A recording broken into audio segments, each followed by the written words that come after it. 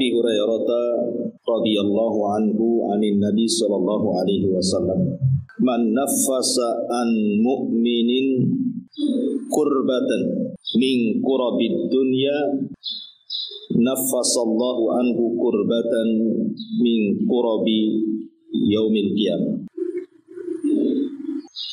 Wa man yassara ala mu'sirin yassarahu Allahu alaihi fid dunya wal akhirah. Wa man satara musliman satarahu Allahu fid dunya wal akhirah. Wallahu fi auni al-'abdi ma kana al-'abdu fi auni akhihi. Wa man salaka tariqan yaltamisu fihi 'ilma sahhalallahu lahu bihi tariqan ila al-jannah. Wa majtama'a qaumun fi baitin min buyutillah yatluna kitaballah wa yatadarasunahu bainahum illa nazalat alaihimus sakinah wa ghashiyatuhumur rahmah wa haffathumul malaikatu wa dzakarallahu fi man indah wa man batta'a bihi amaluhu lam yusri' bihi nasabuhu. Dari Abu Hurairah radhiyallahu an dari Nabi sallallahu alaihi wa ala alihi wasallam, barang siapa yang melepaskan dari seorang mukmin kurbatan, sebuah kesulitan, min kurabid dunya, dari kesulitan-kesulitan dunia, naffasallahu anhu kurbatan min kurabi yaumil qiyamah, maka Allah Subhanahu wa taala akan melepaskan bagi dia kesulitan dari kesulitan-kesulitan hari kiamat. Dan barang siapa yang memudahkan ala mu'sir, kepada orang yang sedang terlilit hutang, yassarallahu alaihi fid dunya wal akhirah, maka Allah akan mudahkan bagi dia di dunia dan di akhirat. Dan barang siapa yang menutup aib seorang muslim, maka Allah akan tutup aib dia di dunia dan di akhirat. Dan Allah Subhanahu wa taala senantiasa menolong hambanya selama hamba itu menolong saudaranya. Maka barang siapa yang berjalan mencari ilmu agama, maka Allah Subhanahu wa taala akan mudahkan jalannya menuju surga. Dan tidaklah sebuah kaum berkumpul di salah satu rumah daripada rumah-rumah Allah, mereka membaca kitab Allah dan mempelajarinya, kecuali akan turun kepada mereka ketenangan dan akan diliputkan kepada mereka rahmat dan akan diturunkan kepada mereka para malaikat, dan Allah sebut mereka di sisi makhluk yang ada di atas sana. Maka barang siapa yang lambat amalannya tidak bisa dikejar dengan nasab. Baik. Di sini Nabi SAW hendak menjelaskan kepada kita tentang amalan-amalan yang istimewa. Karena amalan itu ada dua macam. Ada amalan-amalan yang bermanfaat untuk diri sendiri, ada amalan-amalan yang bermanfaat untuk orang lain. Dan amalan yang sifatnya mutaaddi, bermanfaat untuk orang lain, itu jauh lebih utama dibandingkan amalan yang sifatnya kembali kepada diri kita. Nah, dalam hadis ini Nabi SAW hendak menjelaskan amalan-amalan yang manfaatnya bukan hanya untuk kita tapi juga untuk orang lain. Yang pertama, man naffasa, barang siapa yang nafas itu artinya wasiat, meluaskan, memudahkan bahasa kita. An mu'minin, dari seorang mukmin kurbatan. Kurbah itu artinya kesulitan, karena manusia itu tidak lepas daripada kesulitan. Sebab kalau orang lagi sulit itu, dunia yang luas jadi sempit masalahnya. Rumah yang luas terasa tidak punya rumah. Otak yang encer pun jadi beku. Jadi orang-orang yang sedang kesulitan apa saja, sedang ditimpa musibah, dari musibah-musibah dunia, kemudian kita datang kepadanya dan berusaha untuk melapangkannya. Tentu dilihat kesulitannya apa kan itu. Kalau memang dia sedang dirundung sebuah permasalahan, ada orang-orang yang cukup ekonominya, cukup segala-galanya, tetapi hatinya tidak cukup sehingga murung, sedih gitu. Berarti kita datang itu hanya untuk menghibur dia saja, memasukkan kesenangan kepada hatinya supaya tidak murung. Nah, itu juga bagian daripada melepaskan kesulitan dia. Maka orang-orang yang melepaskan kesulitan orang lain di dunia, apa saja kesulitannya, namanya manusia pasti akan mengalami kesulitan. Pasti mengalami kesulitan. Dan manusia itu kan tidak mungkin hidup sendiri, pasti juga harus bermasyarakat, sehingga akan banyak masalah. Tetapi siapa yang meluangkan waktunya untuk menolong orang lain, maka Allah Subhanahu wa taala akan lepaskan juga kesulitannya kelak pada hari kiamat. Itu namanya al-jaza min jinsil amal. Terkadang Allah Subhanahu wa taala melepaskan kesulitan bagi orang yang melepaskan kesulitan orang lain itu tidak mesti di akhirat. Terkadang di dunia juga. Banyak orang-orang yang menolong orang, ketika dia sulit datang pula orang menolong kita. Kama tadinu tudan, kata ulama. Sebagaimana kita berbuat baik kepada orang lain, maka nanti ketika kita sulit adalah orang lain diutus Allah untuk berbuat baik kepada kita. Itu maksudnya. Dan ini kebalikan juga sama. Orang yang berbuat jahat kepada orang dikirim juga kejahatan kepada kita. Orang yang suka menggibah orang pasti akan dikirim orang yang menggibah kita. Karena ada perkataan salaf itu yang mengatakan, aku melihat ada sebuah kaum tidak punya aib. Ketika dia membicarakan aib orang lain, maka diutus oleh Allah orang yang membicarakan aib. Tapi ada sebuah kaum itu banyak aibnya, tetapi dia berusaha menutupi aib orang lain, maka aibnya dilupakan manusia. Dari sini juga ada hukum karma istilahnya ya. Maka kalau kita berbuat baik kepada orang lain, pasti akan dikirim orang-orang baik berbuat baik kepada kita. Itu di dunia, apalagi di akhirat. Kemudian di sini yang kedua, wa man yassara an ala mu'sirin yassarallahu alaihi fid dunya wal akhirah. Siapa yang memudahkan mu'sir, orang yang terlilit hutang, dan memudahkan orang mu'sir itu ada 3 macam. Pertama, memberikan tangguhan. Memberikan tangguhan, umpamanya dia hutang, sudah disepakati bahwa kamu harus bayar 1 minggu atau 1 bulan atau 2 bulan atau 3 bulan. Ketika sudah sampai waktunya tidak bisa bayar, bukan karena memang dia itu sengaja tidak bayar, tidak, kita tahu dia memang dia sulit ekonominya gitu. Lain dengan orang yang mampu tak mau bayar itu ya. Memang kita melihat orang ini tidak mampu, maka kita menangguhkan. Ya sudahlah, mungkin kalau memang ada maka bayar, entah 2 bulan lagi ke depan atau 3 bulan lagi ke depan. Maka ini meringankan dengan cara mengulur-ulur waktu bayar. Ini makna yang pertama. Atau yang kedua, memotong hutang. Umpamanya dia hutang 100 juta. Ya sudahlah, yang 50 saya sedekah untuk anti, yang 50-nya saja bayar. Kira-kira kapan? Jadi dikurangi. Ya. Atau yang paling afdal, yang paling utama, dibebaskan. Karena kita melihat dia miskin, susah, ya sudahlah, saya sedekahkan semua. Ini yang paling afdal. Maka orang-orang yang mampu melakukan 3 perkara ini, Nabi SAW katakan, waman yassara an mu'siri. Siapa yang memudahkan orang-orang yang terlilit hutang seperti ini dengan 3 cara tadi, memberikan tangguhan atau mengurangi hutang atau membebaskan sekalian gitu ya, maka balasannya yassarallahu alaihi fid dunya wal akhirah. Maka Allah akan mudahkan hidupnya di dunia dan di akhirat. Jadi di dunia sudah Allah mudahkan, di akhirat Allah mudahkan. Ya tentu kalimat kemudahan di dalam hadis ini, kata Imam Ibn Utsaimin rahimahullahu taala, boleh jadi maksudnya taisirul mah, dimudahkan ekonomi, karena dia sudah memudahkan orang-orang yang terlilit hutang. Entah bagaimana caranya, tiba-tiba mudah saja ekonomi. Suaminya kerja enak, tidak ada masalah gitu. Ada saja mungkin proyek di luar, tawaran-tawaran, pokoknya Allah mudahkan. Bisa saja itulah sebagai balasannya dari Allah. Atau taisirul a'mal, atau dimudahkan beramal, dimudahkan untuk beribadah, dihusyukan ibadahnya. Atau taisirut ta'lim, dimudahkan untuk belajar. Wa ghairi dzalik, wa ghairu dzalik ayyu naw'in min anwa'i taisir, kata Syekh Utsaimin, atau kemudahan-kemudahan yang lain. Bukan hanya kemudahan itu saja, kemudahan yang lain. Ini yang kedua, barang siapa yang memberikan kemudahan bagi seorang mukmin. Kita jelaskan secara global dulu, baru kita rinci.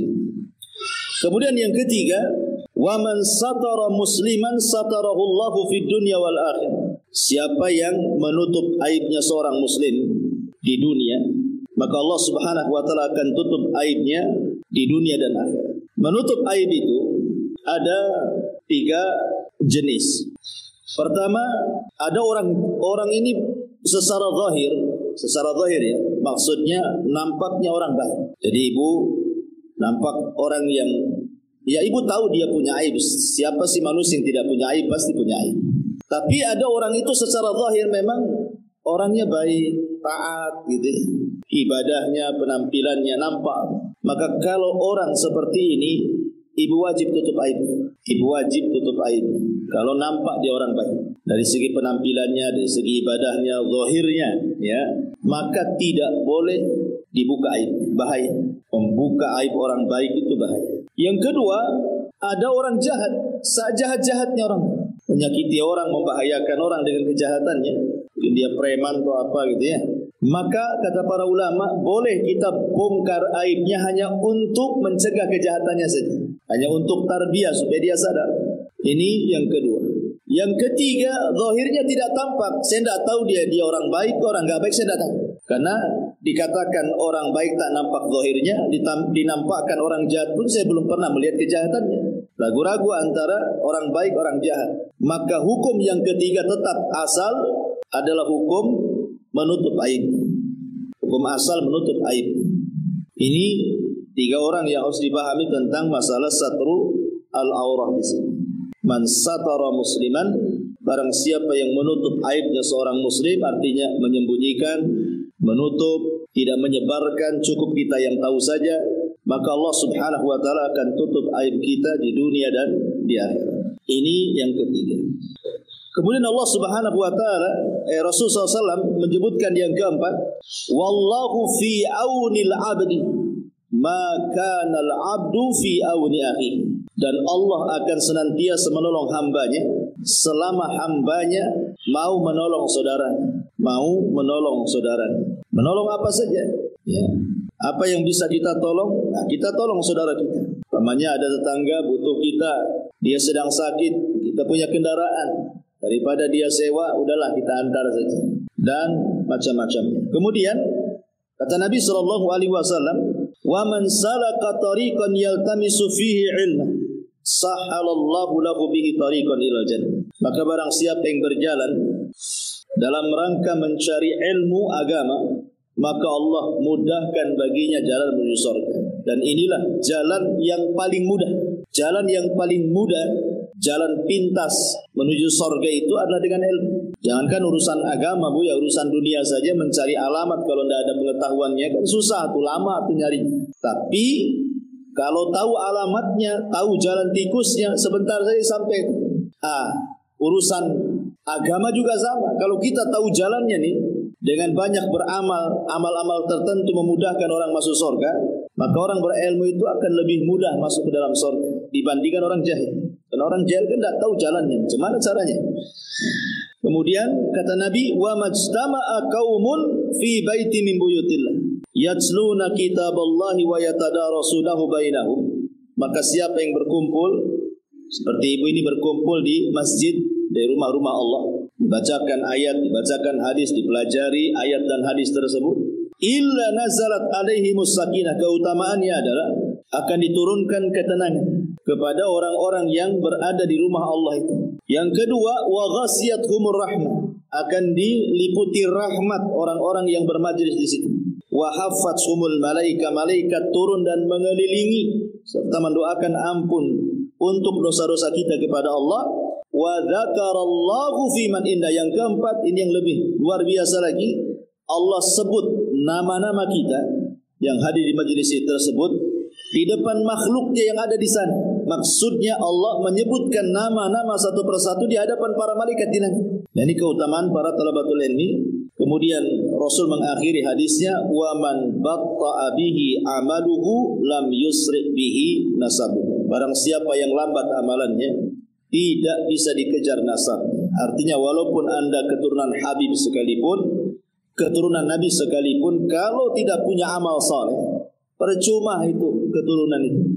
Karena pada hari kiamat itu nasab akan terputus. Yang bisa menyelamatkan itu adalah amalnya masing-masing. Baik. Ma'asyiral muslimat yang dimuliakan Allah Subhanahu wa taala. Di sini Nabi SAW ingin mengejarkan secara global akhlaknya. Seorang muslim harus berakhlak dengan senantiasa menolong orang lain atau saudaranya. Ada satu kisah menarik. Abdullah ibn Mubarak rahimahullahu taala. Abdullah ibn Mubarak rahimahullahu taala. Jadi kalau dia safar, entah safar haji atau umrah atau apa saja. Maka banyak teman-temannya itu yang ingin safar bersama dia. Jadi teman-temannya mengatakan, wahai Abdullah bin Barak, kira-kira kapan engkau haji? Saya ingin haji sama kamu sama-sama. Saya ingin umrah sama-sama. Tetapi kata Abdullah bin Barak, baik, saya akan mengajak kalian kalau kalian memenuhi 3 syarat dan aku kasih 3 syarat. Kalau mau safar denganku, lakukan 3 syarat. Kalau siap, aku safar sama kalian. Pertama, semua ongkos aku tanggung. Semua ongkos aku tanggung. Yang kedua, selama perjalanan aku yang jadi muadzin apabila datang waktu sholat. Enggak boleh kecuali aku yang jadi muadzin. Kemudian yang ketiga, selama perjalanan aku yang akan berkhidmat kepada kalian. Aku yang akan menjadi pembantu kalian. Kalau kalian siap, ayo safar dengan. Ya gimana enggak enak safar dengan dia coba. Tiket diongkosi, ya kan Bu? Kalau ibu mau safar ke Jawa, ada yang ongkosi tiket PP, maulah semuanya. Atau kemana gitu kan? Makanya orang suka safar dengan Abdullah bin Barak itu, karena tiket ditanggung dia PP coba. Yang kedua, dia pula yang melayani kita gitu. Pemain itu kalau safar zaman dulu kan, kalau lapar kan ya berhenti masak gitu. Lain dengan zaman sekarang tinggal singgah di warung. Jadi kalau umpamanya berhenti istirahat, saya yang masakkan kalian, kalian tinggal makan. Kemudian yang ketiga, tapi syaratnya juga kalau waktu sholat datang, aku yang akan menjadi muadzin. Bagaimana Abdullah bin Mubarak rahimahullah ta'ala memberikan contoh kepada kita bahwa orang itu dikatakan baik bukan hanya sekedar di lingkungannya saja kan. Orang itu dikatakan baik kalau dia baik di 3 tempat. Ya. Pertama, sebagai tetangga, nampak kebaikan, bertetangga di samping kita. Yang kedua, partner bisnis. Kalau dia berserikat dalam bisnis, dia tidak ada masalah, baik orangnya. Ya. Maka dia orang baik. Dan yang paling berat yang ketiga ketika safar. Ibu menilai orang baik atau tidak tetangga ini, ajak safar. Makanya safar dikatakan safar. Kenapa bahasa safar dikatakan safar? Karena yusfiru tabi'atar rajul. Safar itu menampakkan tabiat asli. Kalau lagi bertetangga ya baik-baik saja. Bisa saja dia tajamul kan, pura-pura senyum, pura-pura nyapa, pura-pura mengucap salam kan. Bisa saja. Ya. Tapi ketika safar tidak bisa berpura-pura orang. Orang itu ketika safar tidak bisa berpura-pura. Kalau masih bertetangga bisa berpura-pura dia. Tapi kalau safar susah berpura-pura itu. Apalagi safar tempo dulu itu beda dengan safar sekarang kan. Safar tempo dulu itu kan ya pakai kuda, pakai unta, berjalan di padang pasir, jauh lagi tempatnya kan. Akan banyak kelelahan, keletihan, sehingga akan menampakkan tabiat orang. Apakah orang ini bakhil atau tidak, gitu ya. Orang ini punya perhatian atau tidak, suka bantu atau tidak, apakah egois atau apa, nampak itu nanti orang lagi safar. Makanya Abdullah bin Mubarak mengajarkan kepada kita bagaimana menjadi orang baik, menolong orang. Di antara syaratnya adalah aku yang akan berkhidmat kepada kalian. Dia berusaha untuk menolong orang. Makanya di zaman Nabi SAW, ketika Nabi berperang dan itu terjadi di musim panas. Lah ketika itu terjadi di bulan Ramadan, akhirnya ada sebagian para sahabat puasa, ada sebagian para sahabat tidak puasa, tidak tahan. Lah yang berpuasa yang paling banyak naungan dari matahari itu adalah yang membawa pakaian lebih. Jadi bisalah untuk pakaiannya menaungi dari panas matahari ketika perjalanan perang itu. Dan yang tidak, maka dia hanya bisa menaungi kepalanya dengan tangannya saja seperti ini. Akhirnya karena jarak tempuh juga jauh, banyak orang-orang yang tidak sanggup, khususnya orang-orang yang berpuasa. Ada sebagian mereka yang kemudian lelah, letih, dan ada yang pingsan karena menahan lapar. Sehingga orang-orang yang tidak berpuasa inilah yang kemudian menyiapkan segalanya. Kalau istirahat, dia menyiapkan tempat istirahatnya, menyediakan segalanya, dan begitu seterusnya. Ketika Nabi SAW melihat orang-orang yang tidak berpuasa itu, mereka sungguh-sungguh menolong orang-orang yang berpuasa. Kata Nabi SAW, "Zahabal muftiruna bil ujur." Sungguh orang-orang yang membatalkan puasa itu telah mengambil pahala orang-orang yang berpuasa, diambil oleh mereka. Karena mereka yang membantu. Sementara yang puasa ya lemah saja kan, tidak bisa apa-apa. Tapi Rasul mengatakan, "Zahaba al-muftiruna bil ujur." Orang-orang yang tidak puasa telah mengambil pahala-pahala orang yang berpuasa. Karena dalam hukum fikih juga bahwa orang yang safar itu ada rukhsah untuk berbuka. Kalau dia tidak sanggup, lebih baik berbuka. Bahkan Rasul dengan tegas mengatakan laisa minal birri asyamu fi safar. Tidak ada kebaikan orang yang safar berpuasa. Maksudnya orang-orang yang tidak tahan, tidak sanggup berpuasa, nekat pula dia berpuasa gitu. Tidak ada kebaikan dia memaksa puasa ketika safar.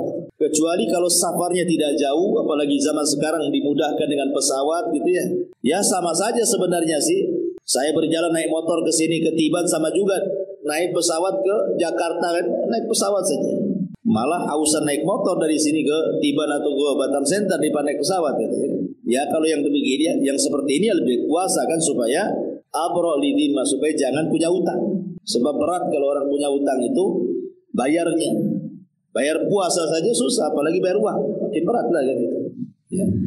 Jadi di sini juga Nabi SAW memberikan semangat kepada para sahabat yang berbuka menolong orang-orang yang berpuasa. Sampai Rasul mengatakan orang-orang yang berbuka itu telah mengambil pahala orang berpuasa. Jadi menolong orang lain itu besar pahalanya. Baik, ma'asyiral muslimat yang dimuliakan Allah Azza wa Jalla. Lah dalam hadis ini juga banyak yang kita akan petik. Salah satunya adalah Nabi SAW memberikan kepada kita pahala bagi orang-orang yang melepaskan hutang seorang muslim. Ada 3 pahala yang akan diberikan oleh Allah Subhanahu wa taala bagi orang-orang yang tidak mempersulit orang yang terlilit hutang. Yang pertama, dia akan mendapatkan naungan di hari yang tidak ada naungan kecuali naungan Allah Azza wa Jalla. Dan itu berdasarkan hadis riwayat Muslim. Nabi mengatakan man anzara mu'siran, barang siapa yang memberikan tempo bagi orang-orang yang terlilit hutang, ataupun wada'a anhu, ataupun bukan hanya memberikan tempo, melepaskan. Tadi saya katakan melepaskan mungkin separuhnya atau secara keseluruhan, maka Rasul mengatakan adhallahu Allahu fi dhilli, maka orang ini akan mendapatkan naungan di bawah naungan Allah Subhanahu wa taala pada hari kiamat. Ini yang pertama. Yang kedua, dia akan dilepaskan dari kesulitan-kesulitan hari kiamat. Kesulitan hari kiamat itu banyak. Bukan hanya matahari di atas kepala saja, kan? Berdiri, keringatan gitu. Bukan hanya panas gitu, keringatan, berdesak-desakan dan macam-macam. Was-was ya. Maka orang-orang yang seperti ini berdasarkan hadis juga yang kita baca tadi, maka Allah Subhanahu wa taala an yunjiyahu Allahu min qurabi yaumal qiyamah. Maka dia akan diselamatkan dari kesulitan-kesulitan pada hari kiamat. Kemudian yang ketiga, Allah Subhanahu wa taala terkadang akan melepaskan dosa-dosanya sebagaimana dia melepaskan hutang orang. Jadi pada hari kiamat ada orang yang dipanggil oleh Allah Subhanahu wa taala. Orang yang dipanggil oleh Allah. Kemudian ditanya, "Hallaka hasan?" atau "A'amilta minal khairi syai'an?" Apakah kamu punya amalan kebaikan walaupun kecil, walaupun sedikit? Orang ini mengatakan, aku tidak ingat. Aku tidak ingat maksudnya karena dia tidak banyak beramal. Tidak bisa menyebutkan kalau dia banyak amalannya kan tinggal disebutkan saja. Tapi karena dia tidak banyak amalannya, dia mengatakan aku tidak ingat. Kecuali katanya, aku pernah menghutangi seseorang. Kemudian dia tidak sanggup bayar. Maka aku ikhlaskan semuanya. Ya, aku lepaskan semuanya.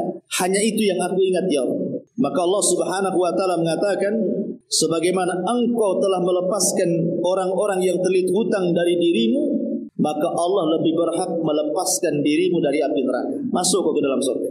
Ya. Bagaimana orang-orang yang seperti ini ya? Kalau ikhlas maksudnya kan karena urusan harta ini kan memang sulit kan, apalagi tabiat manusia itu wa yuhibbunal mala hubban jam. Jangankan bicara jutaan, ratusan ribu saja kadang-kadang dikejar-kejar tuh orang yang punya. Kapan bayar? Kapan bayar? Ya. Iyalah Ustaz, kita pun makan susah gitu ya. Dia dulu minta-minta, kasihanlah dia, akhirnya kita kasih. Sekarang saya yang minta, dia tak kasihan pula sama saya. Ya sebenarnya hak kita menuntut hutang gak ada masalah kan itu. Hak kita tidak apa-apa. Tapi kalau seandainya kita ingin mendapatkan pahala, mendapatkan naungan, ya seperti ini caranya kan itu. Karena paling cepat mendapatkan pahala dengan cara memberikan tangguhan atau memangkasnya atau mengikhlaskan semuanya. Baik. Ini juga diantara faedah dari hadis ini juga. Kemudian juga Faedah dari hadis ini juga adalah ketika Nabi SAW bicara tentang berusaha untuk menolong saudaranya, atau dalam bahasa lain disebut qadha hawaijin nas, melepaskan kesulitan-kesulitan manusia. Sabit Al-Bunani atau dalam riwayat Al-A'mash rahimahullahu taala, jadi ada seseorang ini ingin menemui orang tertentu di zaman Hasan Al-Basri rahimahullahu taala. Di zaman Hasan Al-Basri rahimahullah ta'ala. Jadi dia datang kepada Hasan Al-Basri, "Ya Imam, berikan kepadaku kawan agar aku bisa menemui seseorang." Mungkin seseorang ini entah pejabat, entah apa gitu. Kan kita sulit kalau orang biasa menemui pejabat. Harus ada orang dekat dia ya kan, atau orang yang berpengaruh lah, supaya kita bisa menemuinya. Sementara bukan hanya sekedar butuh teman yang berpengaruh kepada orang tersebut, perjalanan pula jauh. Jadi dia meminta tolong kepada Hasan Al-Basri, "Berikan teman untuk aku ingin ketemu dengan seseorang, tapi tidak mungkin aku ketemu dengan dia kecuali engkau yang kasih rekomendasi." Akhirnya kemudian Hasan Al-Basri mengatakan, "Kalau begitu datanglah kepada A'mash." Lah A'mash ini seorang ulama besar, sementara ketika itu dia sedang i'tikaf. Kata Hasan Al-Basri, "Kasih tahu aku yang nyuruh, minta dia mengawani engkau datang kepada orang tersebut." Karena A'mash ini juga disegani oleh orang itu. Kemudian orang ini datang kepada A'mash dan mengatakan, "Ya A'mash," kata Hasan Al-Basri, "engkau disuruh menemani aku menjumpai fulan, dan itu jaraknya cukup jauh." Kata A'mash mengatakan, "Tidak bisa, aku sedang i'tikaf." Bilang sama Hasan Al-Basri, "Cari orang lain, saya sedang i'tikaf." Akhirnya orang ini datang kepada Hasan Al-Basri. Apa kata Hasan Al-Basri? Bilang sama A'mash, seandainya dia membantu saudaranya, mengantarkan saudaranya kepada orang tertentu tadi, itu lebih baik bagi dia daripada haji kemudian haji kemudian haji. Bukan cerita i'tikaf, cerita haji lagi. Kalau seandainya dia haji berkali-kali, itu lebih baik dia mengantarkan orang ini kepada orang tersebut, karena Anda sudah menolongnya. Dari sini juga ada kaidah kalau pemahaman kita dari perkataan Hasan Al-Basri itu, pertama yang saya katakan di awal bahwa ibadah yang sifatnya manfaat kepada orang lain jauh lebih baik di hadapan Allah dibandingkan ibadah yang manfaatnya kembali kepada kita kan. I'tikaf kan kembali kepada kita. Haji juga sama. Tetapi mengantarkan orang ini kan manfaat untuk orang itu juga. Makanya kata Hasan Al-Basri, katakan kepada A'mash itu, seandainya dia mau menolong orang ini mengantarkan, jauh lebih baik pahalanya dibandingkan dia haji kemudian haji kemudian haji. Apalagi i'tikaf. Nah, soalnya seperti itu. Jadi luar biasa kan, menolong orang ini luar biasa gitu pahalanya. Kata Hasan Al-Basri rahimahullahu ta'ala. Ma'asyiral muslimat yang dimuliakan Allah Subhanahu wa taala. Kemudian juga dalam hadis ini yang paling penting juga adalah menutup aib. Di dunia ini selain para nabi, tidak ada manusia yang sempurna 100%, dan tidak pula ada orang yang berdosa 100%. Tidak ada manusia yang sempurna 100%, tidak ada juga yang berdosa 100%. Pasti orang itu di antara sempurna dan berdosa. Artinya tidak ada yang sempurna. Mungkin seseorang itu sekali-kali dia berbuat baik, sekali-kali dia maksiat, atau terkalahkan kebaikannya dari maksiat, atau terkalahkan maksiat dari kebaikan. Manusia kan seperti itu. Artinya setiap manusia itu punya salah dan dosa. Karena kita tahu bahwa manusia itu ada salahnya, terkadang satu sisi ada salahnya, terkadang satu sisi juga ada dosanya, maka kita tidak bisa mencela orang. Ketika kita kemudian membongkar aib orang lain, apakah kemudian para pembongkar aib itu pada badannya tidak ada aib? Pasti ada aib, tidak mungkin tidak ada aib. Namanya tidak ada manusia yang sempurna kan? Pasti kita juga punya aib. Sebagaimana orang itu punya aib, kita juga sama. Makanya kenapa dalam sebuah hadis Nabi SAW mengatakan, Innallaha hayyun sittirun yuhibbul haya was sitra. Allah itu zat yang maha pemalu, lagi maha penutup. Dan Allah suka dengan hamba-hambanya pemalu dan hamba-hambanya penutup aib orang. Allah suka. Karena di antara sifat Allah itu sitir, menutup aib. Makanya sering saya katakan, Bu, kenapa orang itu dihargai manusia coba? Kenapa ibu masih dihargai orang? Karena aib ibu kan orang tidak tahu masalahnya. Coba kalau setiap kita dibongkar oleh Allah aibnya, baik aib rumah tangga kita, baik aib kita sendiri, anak-anak kita, keluarga kita, mungkin gak ada yang hormati kita.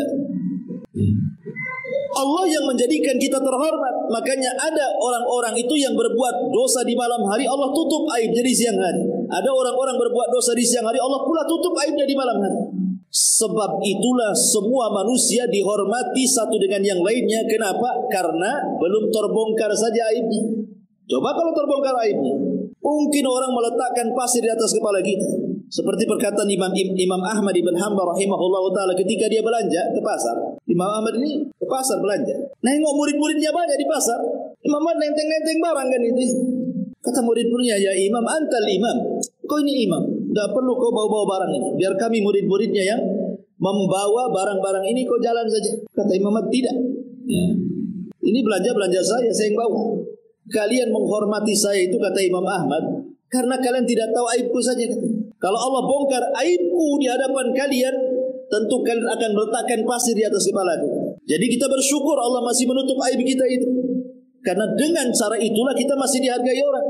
Dihargai orang lain karena belum terbongkar aibnya. Masing-masing kita punya aib. Di zaman Nabi SAW ada seorang budak namanya Ma'iz. Ma'iz ini punya tuan namanya Hazal. Jadi Ma'iz ini budak, kemudian dijadikan anak angkat oleh Hazal. Tiba-tiba Ma'iz ini berzina dengan sesama budak. Ketahuan sama Hazal, tuannya ini. Ya. Akhirnya kemudian dilaporkan sama majikannya. Padahal Ma'iz ini sudah tobat, ketahuan tuannya sekaligus bapak angkatnya, dia bertobat, tidak akan mengulangi lagi, berjanji. Maka Hazal memaksa dia untuk dilakukan had, dilakukan hukuman rajam karena Ma'iz sudah menikah. Dia berzina, hukum rajam dalam Islam kan itu. Jadi Hazal ini akhirnya datang kepada Nabi SAW, kemudian menceritakan tingkah laku Ma'iz ini yang berzina dengan orang lain sementara dia sudah menikah. Berarti Hazal minta untuk ditegakkan hukum Islam, rajam. Kemudian datanglah Hazal melaporkan seperti itu. Akhirnya orang-orang tahu. Yang tadinya tidak tahu, orang jadi tahu. Maka karena urusannya sudah sampai kepada Rasulullah. Akhirnya kemudian Ma'iz pun datang dan mengatakan, ya Rasulullah, zanaitu fatahirni. Rasul, aku sudah berzina, bersihkan aku. Rasul, aku sudah berzina, bersihkan aku. Karena akhirnya kemudian Ma'iz meminta juga supaya ditegakkan rajam. Karena laporan bapaknya, akhirnya dia ngaku lah kan gitu. Terpaksalah akhirnya ditegakkan hukum. Dirajamlah Ma'iz. Sampai ketika dirajam itu ada sahabat yang mencela Ma'iz. Maka Rasul mengatakan, jangan kau cela Ma'iz. Kemudian setelah perajaman itu, Rasul memanggil siapa? Hazal, bapak angkat. Dan Nabi SAW mengatakan, ya Hazal, lau satartahu biridaika kana khairan. Hazal, kenapa kau datang kepadaku menceritakan tentang perzinahan Ma'iz? Kalau engkau tutup aibnya, kau jangan cerita. Kamu panggil saja Ma'iz, nasihati dia supaya tobat. Tidak perlu harus datang kepadaku sehingga tegakkan hukum had, gitu maksudnya. Biar dia bisa bertobat. Jadi Rasul menyayangkan kepada Ma'iz kan. Kenapa?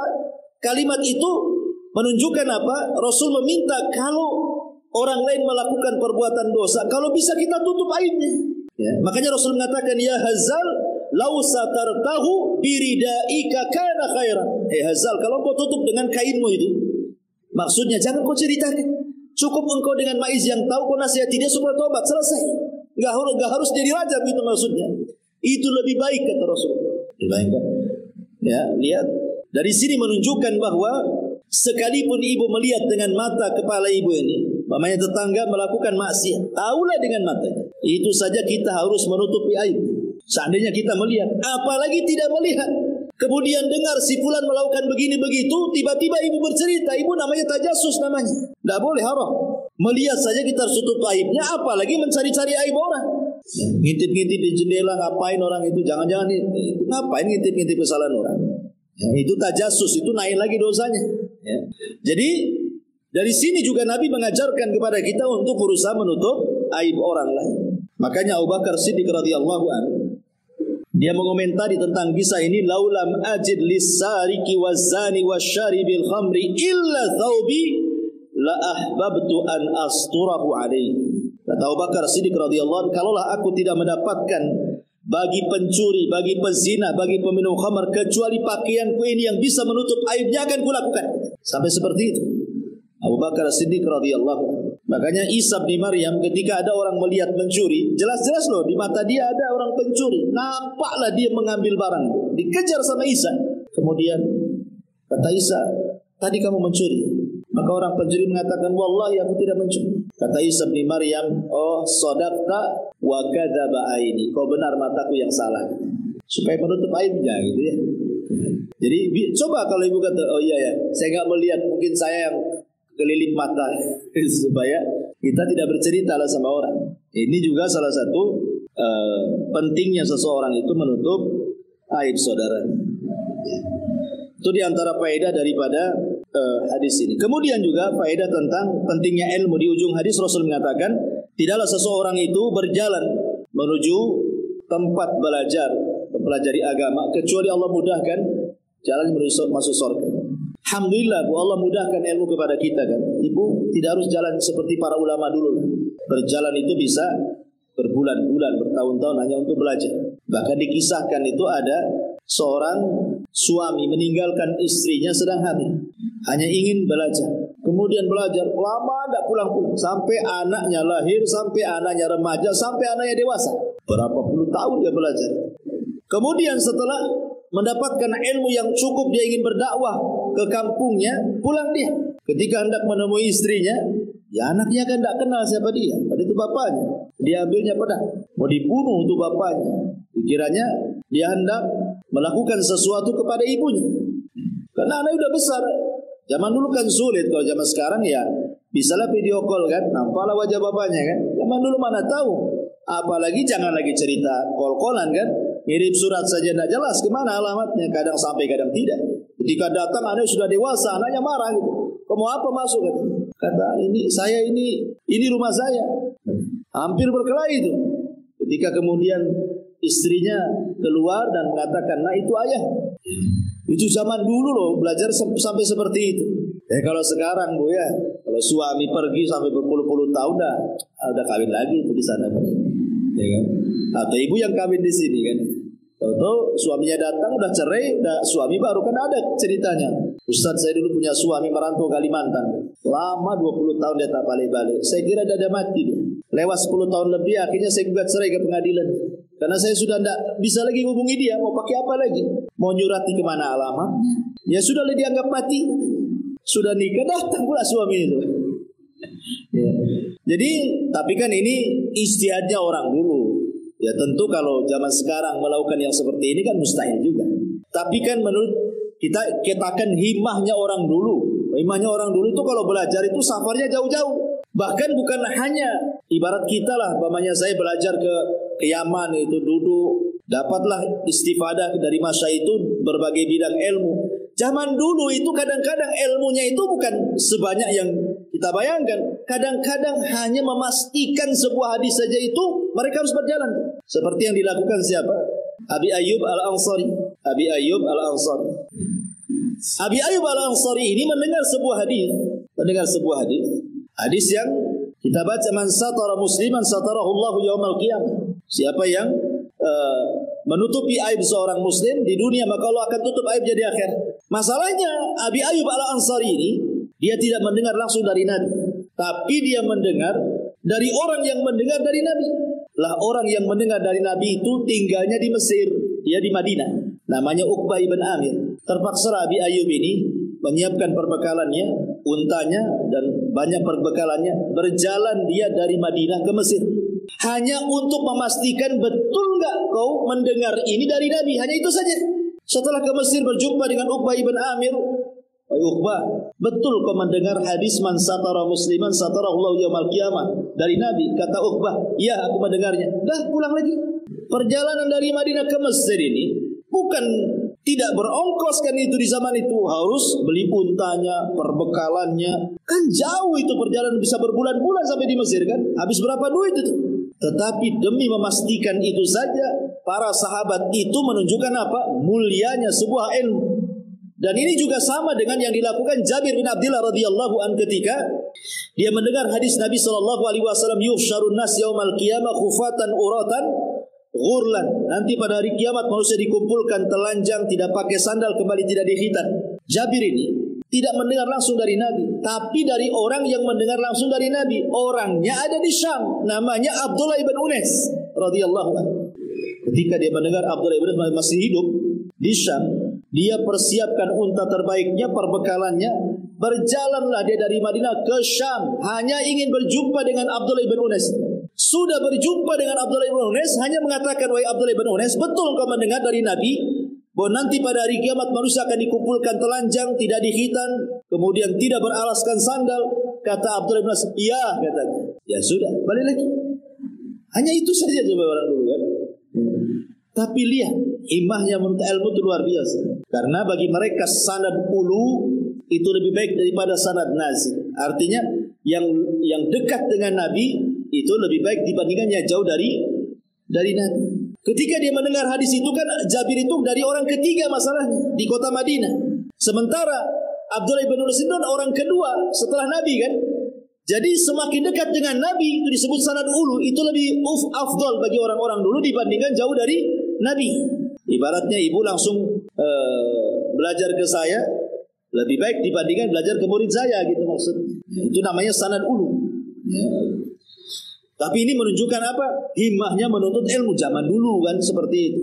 Makanya mereka tahu hadis Nabi SAW, man salaka tariqan yaltamisu fihi ilman sahhalallahu bihi tariqan ilal jannah wa majtama'a qaumun fi baitin min buyutillah yatluna kitaballah wa yatadarasunahu bainahum illa nazalat alaihimus sakinah wa ghasyiyatuhumur rahmah wa hafathumul malaika wa dzakarallahu fi man indah. Kemudian Nabi setelah menjelaskan keutamaan berjalan, ibu dari rumah ke masjid ini, itu keutamaan berjalannya namanya ya. Nah sekarang keutamaan di majelisnya. Jadi Rasul lengkap. Yang tadi keutamaan ibu jalan dari rumah ke Nurul Hidayah ini. Kalau orang berjalan dari rumah ke tempat majelis ilmu, berarti Allah sedang memudahkan jalan ibu ke surga, gitu maksudnya. Nah sekarang keutamaan kalau sudah sampai di majelis, kemudian ibu berkumpul, didengarkan ayat-ayat Al-Quran, hadis-hadis Nabi, dijabarkannya, dijelaskannya, maka Rasul mengatakan akan diberikan 4 keistimewaan. Pertama, Allah turunkan ketenangan. Sakinah itu artinya ketenangan, karena majlis itu sama dengan sedang berzikir. Dan Allah mengatakan, ala bi dzikrillahi tatmainnul qulub. Ingat, dengan berzikir kepada Allah hati tenang. Ibu kalau sering bermajlis kan otomatis pengetahuan makin banyak. Yang tadinya tidak tahu ini halal, jadi tahu ini halal. Yang tadinya tidak tahu itu haram, jadi tahu itu haram. Yang tadinya tidak tahu ini syirik, jadi tahu itu syirik. Ini tauhid, jadi tahu ini tauhid. Ini sunnah, ini yang menentang sunnah. Akhirnya kan jadi tahu, Bu. Sehingga ibu ini tenang hidupnya. Ah ini nggak boleh. Ini haram, tidak boleh. Tenang. Ah ini boleh, ini dimakan. Halal. Tenang. Tenang jadinya kan, Bu. Tapi orang jahil bingung nih, halal ke haram? Gimana sih? Syubhat. Akhirnya bingung sendiri dia. Terpaksalah tanya-tanya orang akhirnya kan. Tapi kalau orang sudah sering hadir di majelis ta'lim, lama-lama Bu, Allah berikan kecerdasan, karena orang yang melangkahkan kaki dari rumah ke sini itu hakikatnya ibu mencari kebaikan kan? Dan Rasul mengatakan, man yuridillahu khairan yufaqihu fiddin. Pasti Allah akan cerdaskan, lama-lama cerdas Bu. Tidak mungkin ibu lama-lama di majelis ilmu kok nggak tambah-tambah ilmunya, pasti bertambah. Nah dengan bertambahnya pengetahuan, tenanglah hidup kita berjalan, tahu yang mana yang boleh dan yang tidak. Tidak main langgar, tidak main tabrak saja kan. Yang kedua, wa ghasyiyatuhumur rahmah. Allah akan liputi ibu dengan rahmat kasih sayang. Seandainya ibu dari rumah ke sini tiba-tiba ya qadarullah lah, adalah kecelakaan, kemudian Allah takdirkan meninggal, maka ibu dianggap mati syahid. Dianggap mati syahid. Kenapa? Karena ibu sudah diliputi rahmat masalahnya. Perjalanannya itu sudah diliputi rahmat, apalagi sampai di majelis ilmu gitu. Maka mulai dari pulang sampai pergi, ibu diliputi rahmat. Kemudian wa hafathumul malaika. Malaikat akan datang dari mana-mana mengepung kita. Apa fungsinya malaikat mengepung majelis ta'lim itu dan mengepak-ngepakkan sayapnya? Mereka mendoakan kita yang ada di majelis itu supaya dosa-dosanya diampuni. Jadi malaikat itu akan menyebut satu persatu, ya Allah ampuni dosanya si Anu, Ummu Anu, Ukhti Anu. Disebutkan. Dan malaikat itu mustajab doanya. Mereka kan hamba yang tidak pernah bermaksiat. Kalau sudah berdoa ya mustajab doanya malaikat. Makanya beruntung orang-orang yang hadir majelis taklim, karena dilingkupi oleh para malaikat di situ yang mendoakan kebaikan dan ampunan kita kepada Allah Subhanahu wa taala. Dan lebih daripada itu yang keempat, kita menjadi selebritis langit. Ibu akan dikenal di makhluk yang ada di langit. Kenapa? Karena Allah yang menyebutkan nama ibu satu-satu di langit sana. Dikenal oleh para malaikat. Kan enak pun jadi selebriti langit. Gak apa-apa bu, gak jadi selebriti bumi, gak apa-apa. Tetapi ibu di langit juga terkenal. Dikenal oleh para malaikat karena Allah sebut. Bayangkan Allah yang sebut satu namanya. Oh, ibu Anu, nanti malaikat memuji dia. Terus nama-nama kita disebut di langit oleh para malaikat. Dan yang menyebut adalah Allah.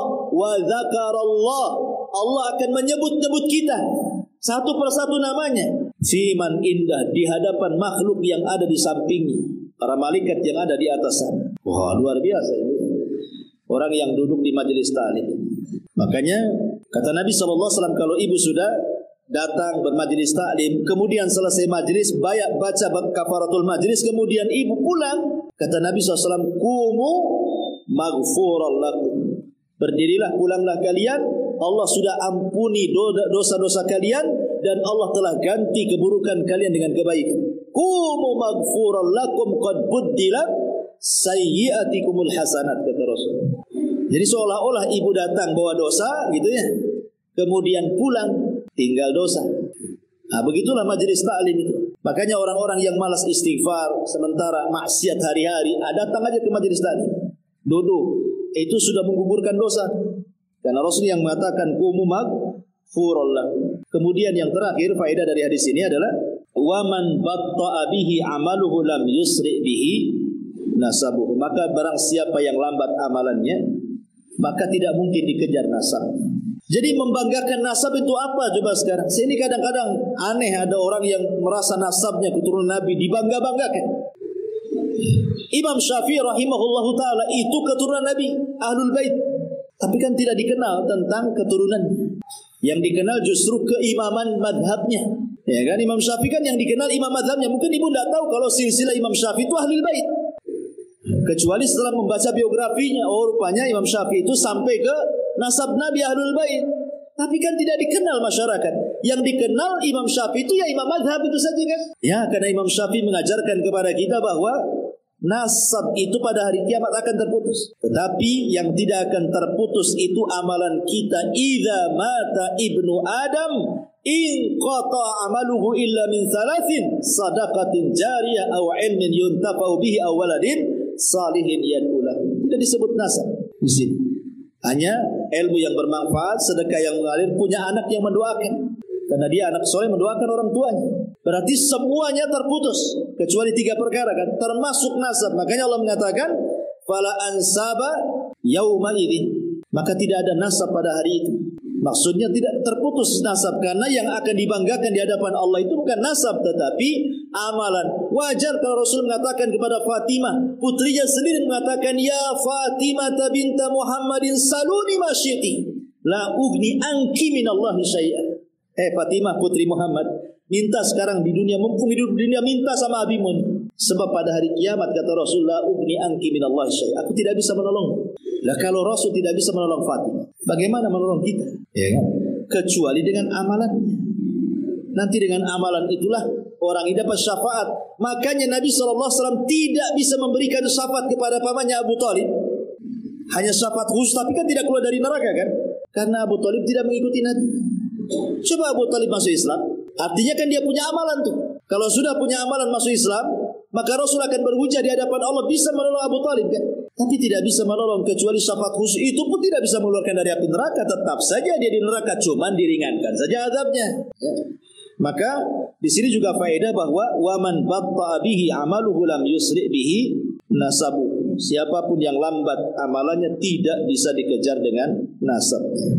Wallahu alam. Ini diantara faedah hadis yang ke berapa itu? Sadis wa thalatin.